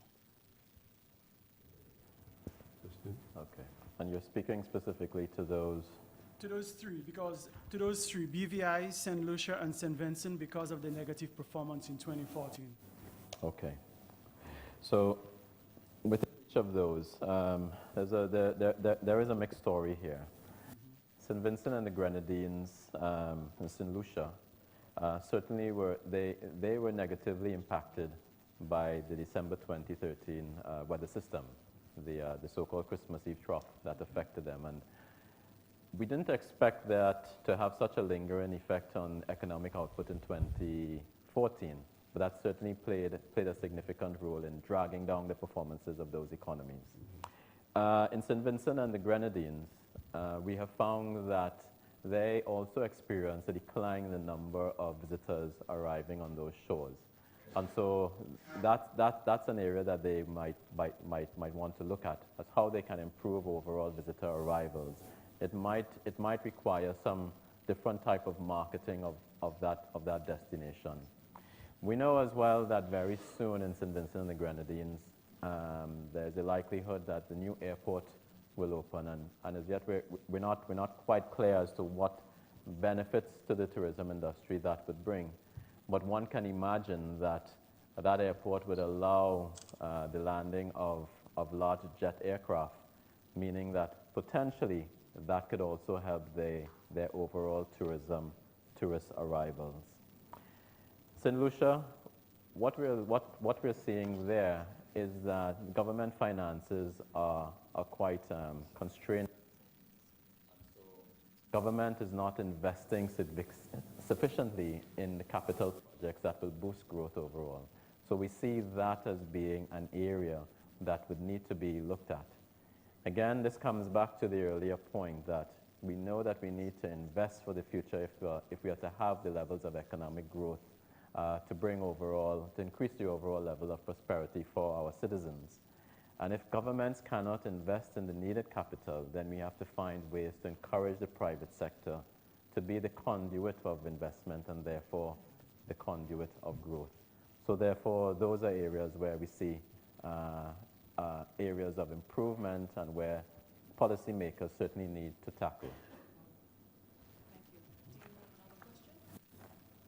Okay, thank you. If I may, go to the last table.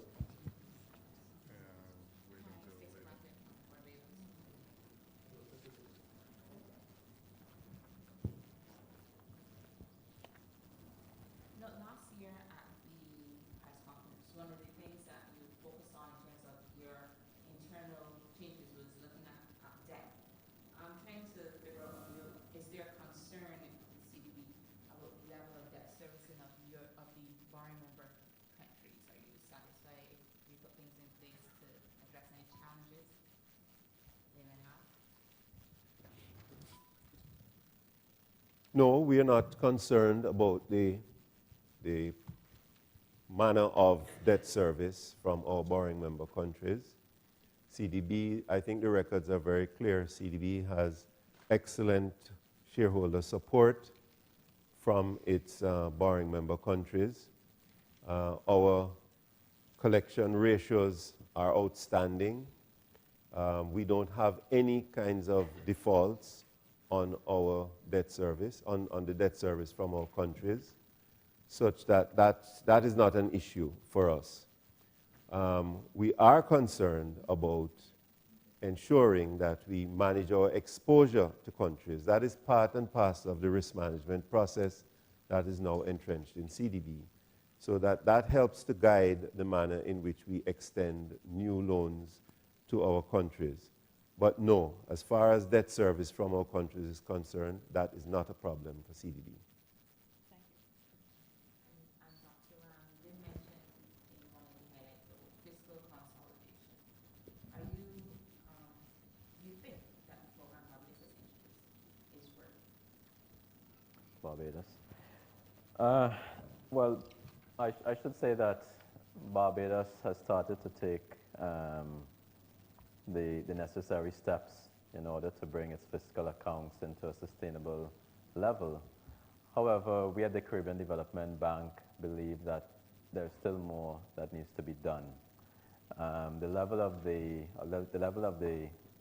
primary deficit within Barbados and the overall fiscal balance is still at an unsustainable level. And so there is going to be a need for Barbados to have further consolidation. Now, I should say that we don't only advocate for fiscal consolidation, we also advocate for growth-enhancing reforms. How can you also unlock the economic potential that is in Barbados? How can you, of course, how can you make it easier for businesses to invest and to help grow the economy? So that's also very important for us. So first, we're saying the government needs to, of course, consolidate further to bring the debt levels to a sustainable level. Right now, it's not at a sustainable level. That needs to come down. But they also need to now encourage the private sector to have that investment climate, as it were, enact certain legislation so that, for example, improve the efficiency of which the port operates at. All of these things together would help boost overall economic growth over the medium term. Thank you. Janelle Thornhill, Barbados Advocate. You mentioned about the need to bring down the cost of regional travel. Liat, I believe it was last week, spoke about the need, their intention to restructure. Do you believe that this will assist in bringing down the cost of regional travel, taking also into consideration that the taxes charged by individual countries are also pretty high? Dr. Ram? Okay. Could you repeat the question, please? No problem. I'm asking about regional travel. I believe it was Dr. Ram that noted that there was a need to bring down the cost of regional travel. Mm-hmm. Liat last week noted that their intention is to restructure. Uh-huh.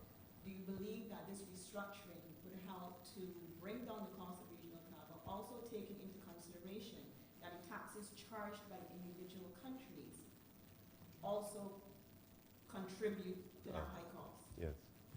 Yes, I understand the question. There is no question that the type of service that's currently being offered by Liat is not acceptable.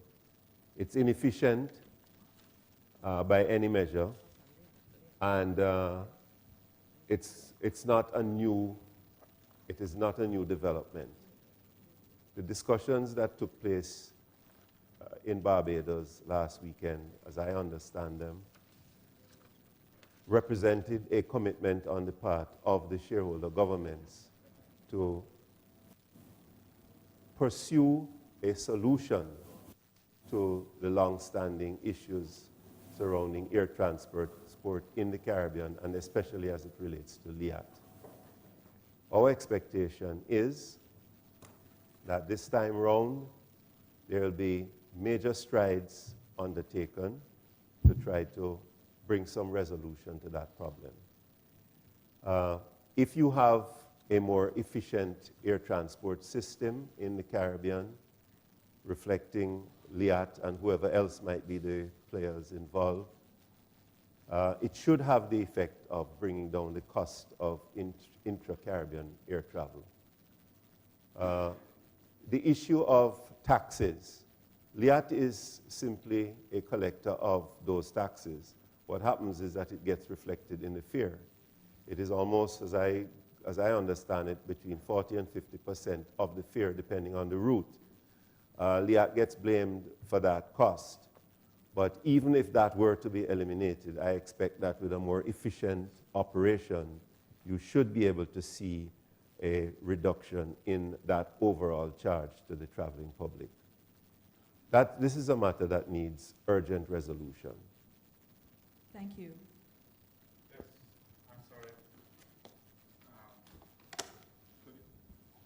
I have to make my apologies because the CDB only brought one person from Would you kindly Belize. say your name? My name is Jules Vasquez from Channel 7 News Welcome. Thank you. in for joining Belize, us. Please. where regional travel only goes through Miami. Okay. If I may. Sir, first of all, would you be able to speak about, I know the Road Safety Project is a flagship project of the CDB in Belize. I think it's probably 8.4 million US or around there. Would you be able to speak about this project, specifically as it affects youth, since Belize has the highest mortality rate for traffic accidents in Latin America? Well, I did make reference to it in my presentation. I don't want to take the time here to go into the details of that project, except to say that it is one that we are promoting heavily across our member countries. And Belize was one of the early beneficiaries of it. When I was in Belize, I was able to experience the enthusiasm of the Belizean people for this project, especially the young people. And it was heartwarming for me. And what it simply did was to underscore our conviction that this is something that needs to be spread across the region with greater intensity, because it directly affects the quality of life of people. So that's all I'd like to say on it, but it's a very, very good project. Okay, and then, sir, if you could, would you all speak about you spoke about indebtedness, but when it comes to debt, the elephant in the room is the Venezuelan debt and the Petro-Carib initiative.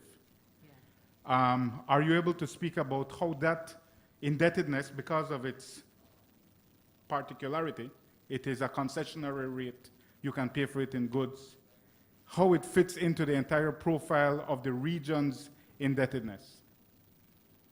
Dr. Smith?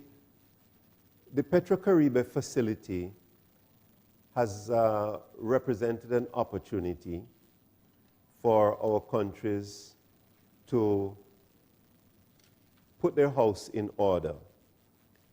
In some instances, the Petro-Carib facility has been used reasonably effectively. In other instances, not so much. The issue today is that Venezuela is experiencing extreme economic challenges, and as a consequence, there are concerns about the sustainability of the program. We at the Caribbean Development Bank, we feel that what is happening in Venezuela and the issues surrounding the sustainability of the Petro-Carib facility is those are very clear indications that we need to intensify the work that we have been promoting to increase energy security in the Caribbean. We need to not only exploit the resources that are available from the Petro-Carib facility to accelerate the development of renewables in the countries that are signatories to the Petro-Carib facility. But generally speaking, what we need to do is to accelerate the overall process to achieve greater energy security. In short, what I'm saying is, regard it as a threat, but also see it as an opportunity to do the right things that will enable us to be more resilient. Dr. Ram has been talking about resilience. This has been a theme that has been running through this press conference today. We've been talking about weather resilience, we've been talking about economic resilience. Resilience to energy, external energy sources is also an imperative for the stability and the sustainable growth of the Caribbean. Thank you. If I may, would you, sir, speak about Belize's economic growth? I see it here pegged at 3.4%. We had it slightly lower than that, around 2%, which is quite significantly lower, but we'll go at the 3.4%. Are you able to see how that fits into the entire region's growth? Particularly, I saw cruise tourism had outpaced, the growth in that sector had outpaced most in the Caribbean. Yes. Let me say that our figure for 2014 is a preliminary estimate, and it's likely that over the coming weeks or even month or so, this figure could be revised. But this is our best estimate at this point in time because we haven't got all of the data coming in. Yes, what we have been seeing in Belize is that the tourism is quite robust there, and we expect that to continue. Tourism into Belize is not only related to leisure travel as well. Belize is also a very attractive destination for individuals who are considering retiring there as well. So what you have happening is that you have people coming into Belize to have a look at where they might live in the future. And so this is rebounding to the benefit of the overall economic growth within Belize. So when related to tourism, we would expect as well that there might also be an increase in construction activity as you need to have more facilities for tourists to stay, as well as for those thinking about retiring in Belize. So that's also going to have a significant impact on economic growth there. Thank you. And then as I leave, climate change? We have three more questions and one from online. Please, very quickly, Belize. Yes, if I just could quickly, what overarches everything we speak about is climate change, particularly in the tourism sector, since small island developing nations are the most vulnerable. Is there anything, I know the bank's efforts have been focused on the alleviation of helping those in vulnerable circumstances, but how about climatological circumstances? Thank you. Can I just quickly answer? Yes, the bank has resources available to address climate adaptation. And I believe it was last year that we did a climate adaptation project in Belize using a line of credit called the Climate Action Line of Credit, which is provided to us through the European Investment Bank. There are ample opportunities in Belize for climate adaptation projects, and we expect to be doing several more projects like that in the future. Thank you very much. Yes, please. Yes. Good day. Emmanuel Joseph, Barbados Today. Barbados has been one of the, if you wish, one of the main victims of the rating agencies. How serious do you think we should take the rating agencies' analysis, considering that our Minister of Finance seems not to be losing any sleep much sleep over there? Dr. Ram? Sure. Well, when you look at the methodology which the rating agencies apply to look at sovereign credit, it's clear that that methodology is quite sound. The ratings that the rating agencies give on sovereign debt, for example, are very important for countries because it provides an indication as to what the cost of borrowing is likely to be for that country when it goes out into the capital markets to finance its development. So I would suggest that the ratings that the agencies provide should be looked at as an indication as to how the economy is performing, how government finances are, and I think they should be given a level of importance and respect. My final quick question, do you see any signs that the Caribbean is moving out of the recession? Yes, of course. The Caribbean is.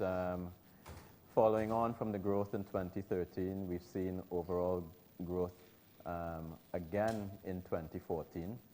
So yes, we are slowly moving out. What I would say is that the overall level of growth is still not at a level that is sufficient to live many more people out of poverty and to have an increased level of prosperity. Caribbean has made significant strides since many of our countries gained independence. And so we want to actually now lock in those benefits, but there are also significant gains that are still required if we are to have the level of prosperity to get our ultimate stakeholders, the ordinary citizen in the street, to feel the overall benefits of economic prosperity. So yes, we are moving out of recession. That has been happening over the last couple of years, but I would say that still more needs to be done. We need to increase the overall level of growth, and we also need to ensure that that growth is inclusive so that the most vulnerable in society also feel the benefits associated with that growth. Thank you.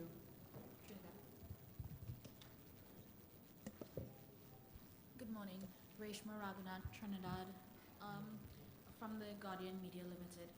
Earlier in your speech, Dr. Ram, you spoke about the solution for unemployment across the region, and that's free labor movement. Do you see governments lacking that will or that commitment to open the region to that free movement, or is it that there's a lack of policy to allow for this? As you know, immigration is an issue in the region and globally as well. So what would be your recommendations for regions to allow this free movement of labor to help with the unemployment problem? Well, I said so in light of the evidence which I showed on the slide, where you're able to see quite clearly that we do have unemployment. We do have a problem of unemployment in some of our territories. Now, we don't have the data for all of our territories, but for the territories which I showed, so for example, in St. Lucia, unemployment there is in excess of 25% of the workforce. That's very, very high. When you look at the overall number of people, that's about 20,000 or thereabout. When you look at other territories within the Caribbean, the unemployment rate is particularly low. And so it means that perhaps in some territories, there is a need for more labor, as it were. So what we're saying here is that we need to make it easier for labor to move, and not only labor, but also for capital to move throughout the region to help alleviate some of these problems. And this really is a principle of the single market and economy, which our CARICOM governments have all signed up to. I should say that there is the ability for some classes of labor to move freely, and that refers specifically to skilled laborers, those who have university degrees or some other type of skill where they can get accredited by governments to allow them to move freely. But I think the overall premise of seeing the overall economic benefits associated with the regional integration could benefit and be bound to the benefit as well with respect to the labor market. Thank you. Jamaica, you had another question. Sure. Simone Hilton from the Jamaica Information Service, Jamaica. Just want some specifics as to what are some of the projects that the CDB will be working with Jamaica for 2015, if you have any. I'm sorry, could you repeat, please?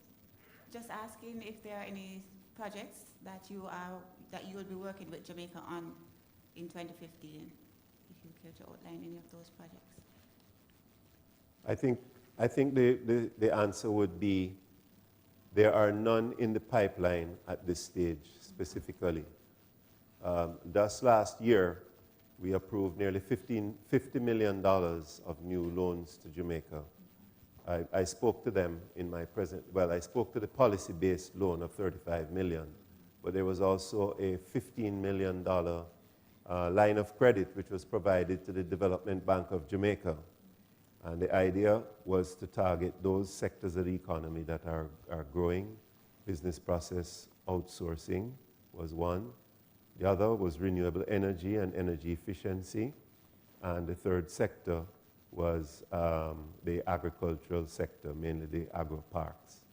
So long and short of it is that we made a substantial loan to Jamaica last year. And it is possible through different mechanisms that we could be making other investments in Jamaica. We have a soft window, and there are some resources that are still left in that soft window for Jamaica. So it will be targeted at social programs, which are very, very much needed in that country. BNTF remains vibrant. Dr. Smith, would you like to BNTF, yes. We have a basic needs trust fund program in Jamaica that is targeted at the poorest of the poor. We collaborate with the Jamaica Social Investment Fund as our implementing agency for that project. And we have a lot of respect for JSIF. We think they're an excellent entity. So that relationship will continue in the future. And the CDRFF launches 2 projects next week. Would you like to listen? Yes, we also have a program that's called the Caribbean Community Disaster Risk Reduction Facility. I think that's what it's called. CDB, as I said, loves these acronyms. But the whole idea is that it's a community-based program where you're trying to build resilience against natural disasters at the community level. And we're going to be launching 2 projects, sub-projects in Jamaica under that program. I think it's next week, Leo? Yes, yes. And our key partners? Our key partners, there would be DFAT-D. I think I see our alternate director here who represents DFAT-D. Also in that program is DFID, which is the British Aid Agency, and the European Union has more latterly agreed to put funding into that program. So we have good support for that very, very important intervention.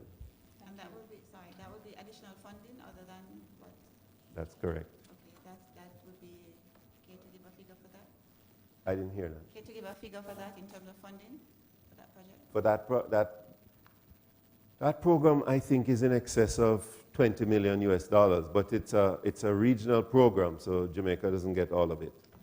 And we can provide details afterwards, please. Speak with me. Sure. My card is also in the press kit, so any follow-up questions, I'll be happy to facilitate. Please, thanks for your patience. Thank you. Good morning. Esther White from the Anguillian newspaper. We spoke earlier about investment and the free movement within the region, right, to help better the countries from their debt relief. So my question is, do you all have any projects in place that will help these countries in terms of safeguarding against bad investments?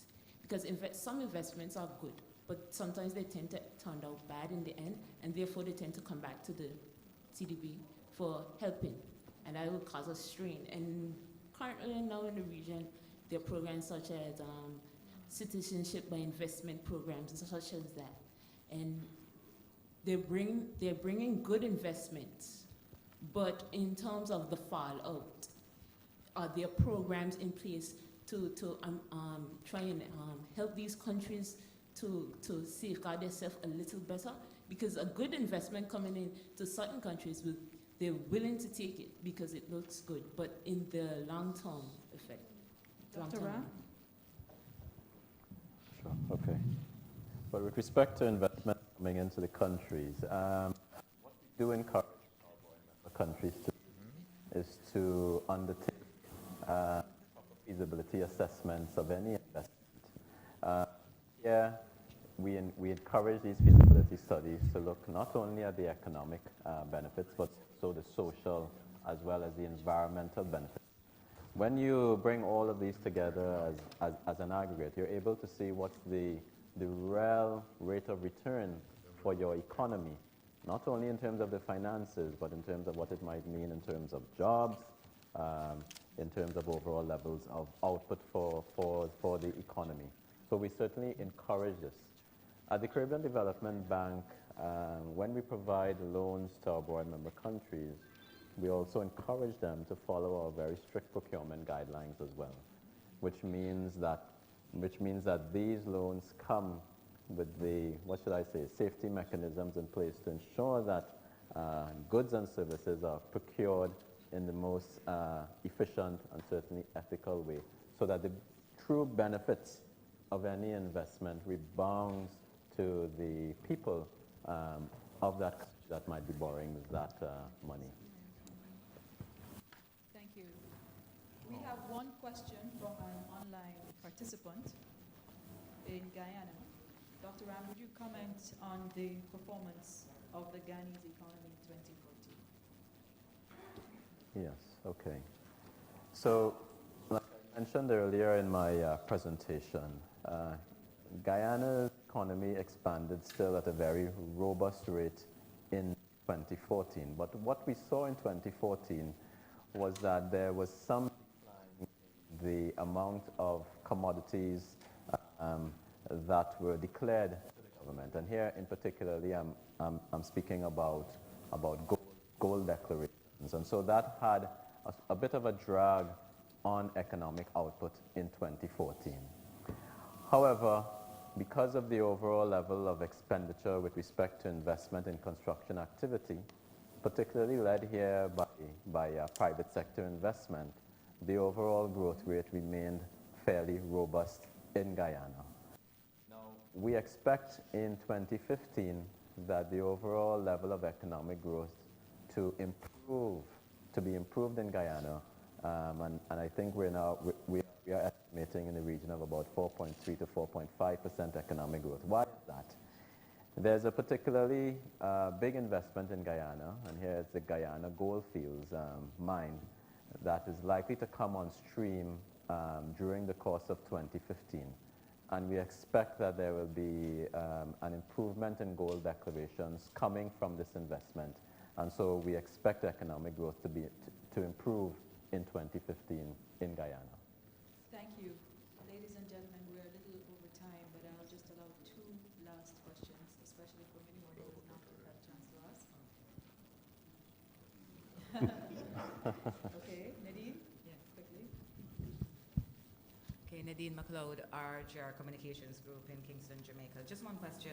Is the CBD satisfied with the projects with which the bank is involved with in Jamaica? Projects over the years, of course. That's a very loaded question. I think that if I'm speaking here from memory, but CDB each year does a review of the performance of its projects, and we tend to rate the country's performance in respect of the portfolio that we have in that country. Speaking from memory, my recollection would be that Jamaica is in pretty decent shape as far as project performance is concerned. Thank you. Quickly? Oh. Mondale Smith, STVS, Channel 8, Suriname. The question has to do with the Suriname being able to access the $16 million to focus on tech VOC. Yes. The CDB has highlighted the tech VOC investment of $16 million to its most recent borrower, that is Suriname. Yes. Are you satisfied with how it is working so far? Well, the short answer, sir, is that it's very early days.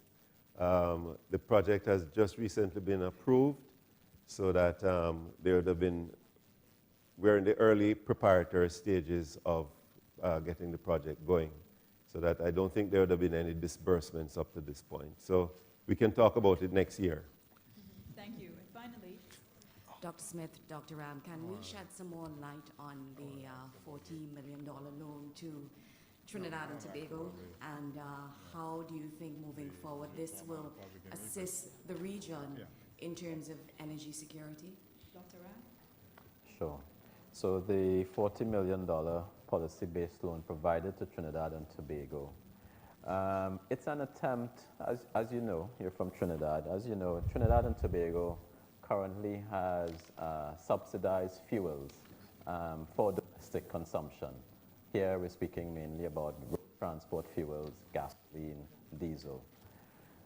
This subsidy is a cost to the government, and our policy-based loan is an attempt to lower the overall cost of this subsidy to the government by encouraging the uptake of compressed natural gas, which is not subsidized in Trinidad and Tobago.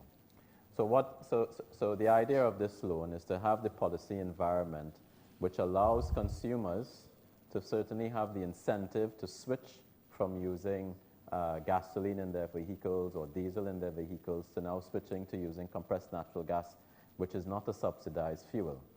But however, the overall cost to the consumer wouldn't vary as that much. So there is unlikely to be an impact on their pockets, except with respect to the capital conversion of their vehicles, because they need to convert their gas or diesel vehicles to use compressed natural gas.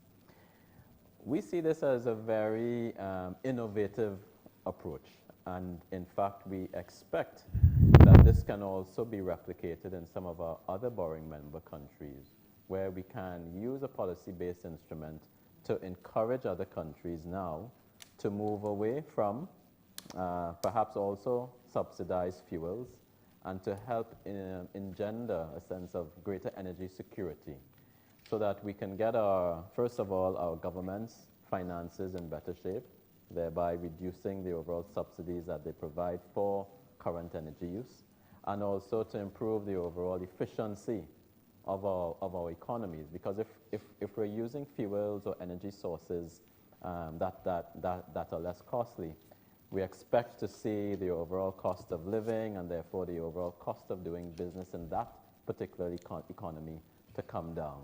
So this is why we see this particularly initiative as perhaps being very useful, not only for Trinidad and Tobago, but also for our other borrowing member countries. Thank you.